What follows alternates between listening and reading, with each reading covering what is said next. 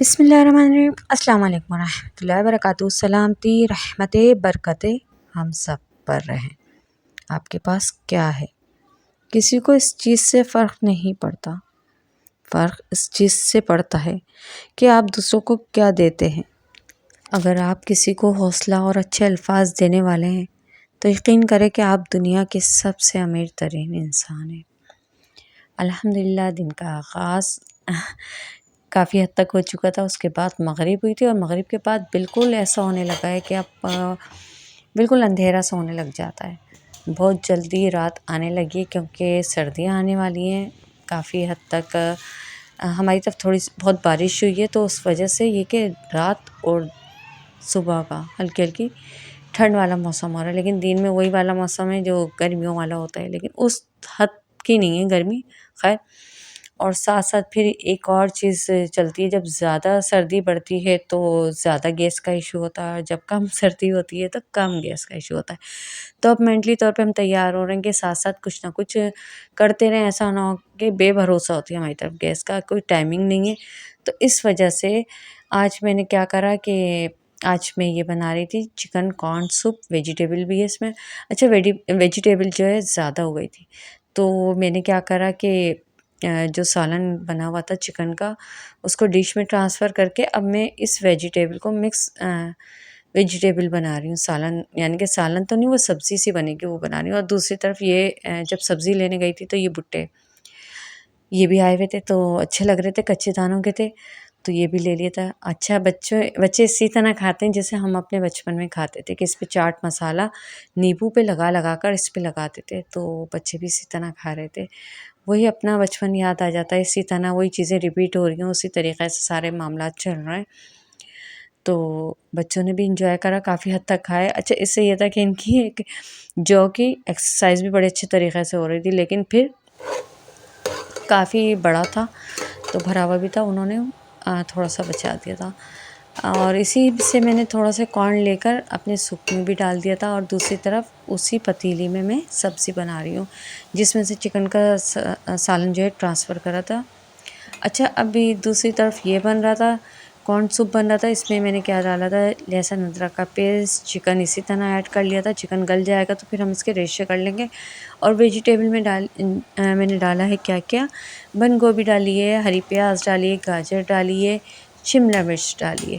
तो गाजर और बंद गोभी ये सब चीज़ें डाली। अच्छा, ये मसला हो गया था, वो मैं बताऊँगी। अच्छा, आप लोग सोचते होंगे कि हर वक्त कोई ना कोई मसला चलता है, तो ये होता है, इस तरह की चीज़ें भी शेयर करने में कोई हर्ज नहीं है। तो ये था कि मेरे पास क्या था वो भी मैं बताऊँगी। अच्छा, इसमें मैंने और मज़ीद चीज़ें भी ऐड करी हैं। उसमें था पोटैटो और बैंगन भी।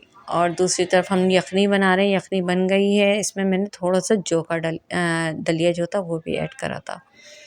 अच्छा, तो साथ-साथ पीछे से बैकग्राउंड में जो वॉइस है उसको अवॉइड करते रहिएगा, क्योंकि इस सिस्टम का एक ये चलता रहता है, ये सारी चीज़ें चलती रहती हैं। मैं अपने पिछले जो मेरा चैनल था उस पे भी मैं ये चीज़ें बहुत अच्छे से बता चुकी हूँ कि मेरे पास भी यही टाइमिंग होती है वॉइस ओवर करने की। पहले मैं ऐसा करती हूँ कि मैं वीडियो रिकॉर्ड कर लेती हूँ, फिर वॉइस ओवर बाद में करती हूँ। ऐसा इसलिए होता है कि माशाल्लाह बच्चों का साथ एक अफरा-तफरी, एक गहमा-गहमी हो रही होती है, प्रॉपर तरीक़े से बात नहीं हो पाती, तो इस वजह से ये करना पड़ता है। अच्छा, मैं चिकन गल गई थी तो मैं अलग से सेपरेट कर रही हूँ ताकि इसके रेशे हो सकें। तो अब वो रेशे हो जाएँगे। उसके बाद ये था कि अच्छा, इसमें कॉर्नफ्लोर ऐड करना था।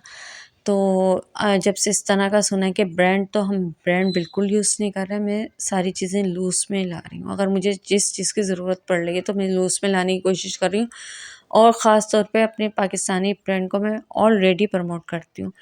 पाकिस्तानी चीज़ों को ज़्यादा प्रमोट करना चाहिए, ना कि और जगहों की। तो आपको पता है कि इसका मैं बायकॉट किस वजह से हम लोग कर रहे हैं। तो यही हुआ कि मेरे पास उसके एक प्रॉपर डब्बे में पैक नहीं था, तो वो दरअसल बेकिंग पाउडर था। मैं समझी कि कॉर्नफ्लोर है। ये मेरे से मिसअंडरस्टैंडिंग हो गई थी, इस वजह से मैंने इसमें वो नहीं ऐड करा। बाकी ये यखनी की तरह बन गया था। उसके बाद फिर मामलात ऐसे थे कि जब स्कूल के बच्चे होते हैं तो उनके आज दिन के ये वाले मामला चलते रहते हैं, कभी कुछ कभी कुछ कभी कुछ। तो हस्बैंड साहब घर में मौजूद थे, खाने वगैरह से हम लोग फ्री हो चुके थे। फिर हमने क्या करा, क्योंकि इसके लिए हमें ना मतलब कोई एक्सक्यूज़ था ही नहीं, ये लाना ज़रूरी था क्योंकि सुबह इनका स्कूल था, इस वजह से। इसमें ही इसके रिंग वगैरह सब कुछ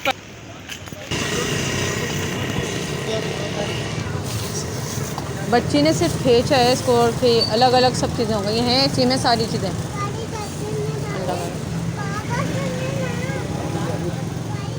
फिक्स किस तरह होगा ये देखें। हाँ ना, ये थर्मास का ही तो कह रहे हैं भाई, गर्म पानी। मैं अब ना तुम्हें छोड़ के चलती बनूंगी, ये बताइए।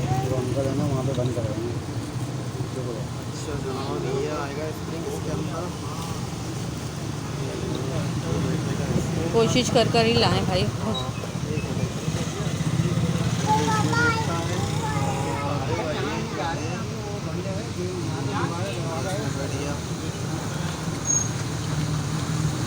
ये अंदर जाएगा,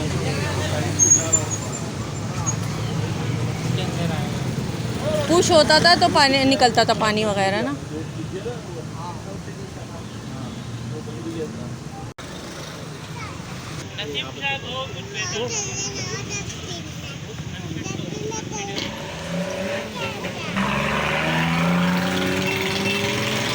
बहुत कोशिशों के बाद भी ये पज़ल जगह पे फिक्स नहीं हो पाया है।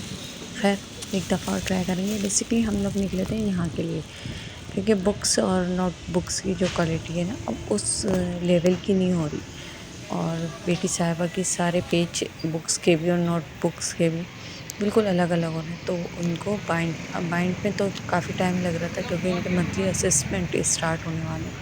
तो हमने स्टेपलर के ज़रिए यहाँ से एक तरह से बाइंड ही करवा लिया। और ये था कि हमारे टाइम पर बड़ी अच्छी क्वालिटी का था, अब एक एक पेज निकल रहा, और यकीन माने कि माशाल्लाह बड़ी बच्ची है तो वो तो बड़े तरीक़े से रखती है, उसकी बुक्स के ये हाल है। और ये था वो जिसके लिए हम बहुत ही ख्वार हुए, इतना ख्वार हुए कि बस। और अभी तक ये इसी पोजीशन पे है, हर चीज़ इसी में, हर पीस इसी में रखा हुआ है शॉपर में, लेकिन लग नहीं पा रहा। देखते हैं, ट्राई करते हैं एक आध जगह पर और मज़ीद, अगर नहीं हुआ तो फिर क्या ही कह सकते हैं।